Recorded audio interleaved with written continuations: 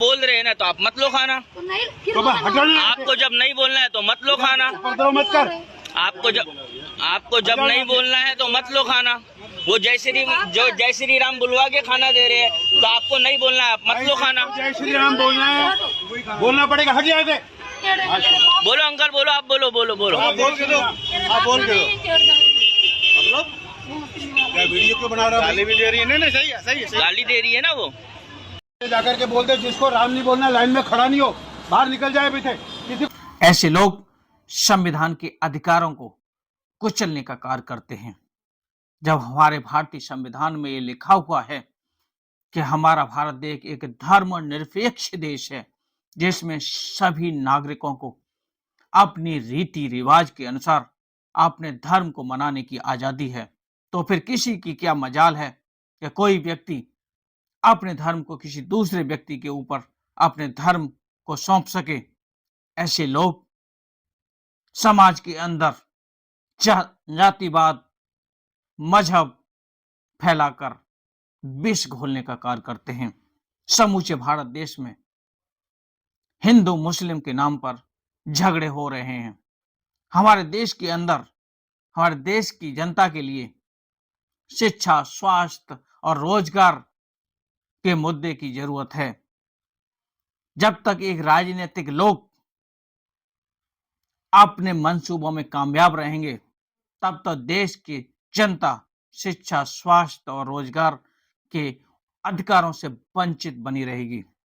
हमारे देश के अंदर अंग्रेज तो चले गए, लेकिन अंग्रेज की सोच के लोग आज भी जिंदा हैं। जिन अंग्रेजों ने हमारे पूरे भारत देश को एक ही फॉर्मूले के अधीनस्थ डिवाइड एंड रूल, फूट डालो शासन करो की नीति को अपनाकर समूचे भारत देश पर कब्जा कर लिया था, आज वही नीति को भारत देश के कुछ राजनीतिक लोग अपनाने का काम कर रहे हैं। हिंदू मुस्लिम मंदिर मस्जिद के झगड़े में पूरे देश के लोग एक दूसरे से झगड़ने का काम कर रहे हैं। ये राजनीतिक लोग अपने मंसूबों में कामयाब होते दिख रहे हैं। जब तक ये राजनीतिक लोग जाति, मजहब और संप्रदाय की राजनीति करते रहेंगे तब तक देश की जनता शिक्षा के अधिकारों से, स्वास्थ्य के अधिकारों से, रोजगार के अधिकारों से वंचित बनी रहेगी। इन राजनीतिक लोगों का मंसूबा यही है कि हमारे देश की जनता हिंदू मुस्लिम के झगड़े में पड़ी रहे, हमारे देश की जनता मंदिर मस्जिद के झगड़े में पड़ी रहे और हमें इन लोगों को रोजगार न देना पड़े। हिंदू मुस्लिम मंदिर मस्जिद करके अपनी राजनीतिक रोटियां सेकने का काम कर रहे हैं।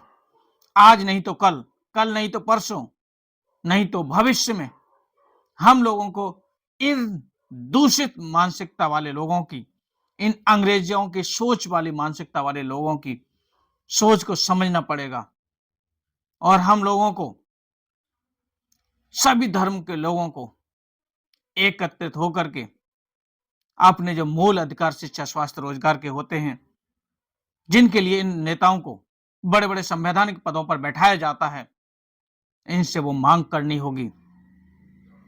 ये राजनेता कभी नहीं चाहते कि जनता के लोग हजारों की तादाद में शिक्षा के लिए एकत्रित हों, शिक्षा के अधिकारों के लिए मांगने के लिए एकत्रित हों, स्वास्थ्य के अधिकारों को मांगने के लिए एकत्रित हों, रोजगार के अवसर मांगने के लिए एकत्रित हों, बल्कि इन राजनेताओं ने हिंदू मुस्लिम मंदिर मस्जिद करके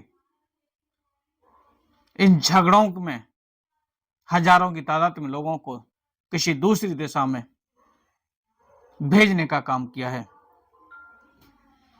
जहां पर हमारे देश के लोगों को स्वास्थ्य के अधिकारों के लिए एकत्रित होना चाहिए, रोजगार के अवसर मांगने के लिए संगठित होना चाहिए, शिक्षा के मूल अधिकारों को मांगने के लिए संगठित होना चाहिए, ऐसा ना हो करके आज हमारे देश के लोग मंदिर मस्जिद और जातिवाद संप्रदाय के लिए लड़ रहे हैं।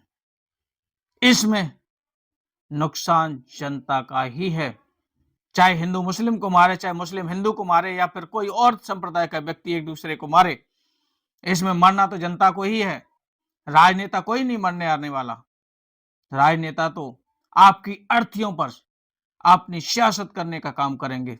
राजनेता तो आपके खून के ऊपर राजनीतिक रोटियां सेकने का काम करेंगे।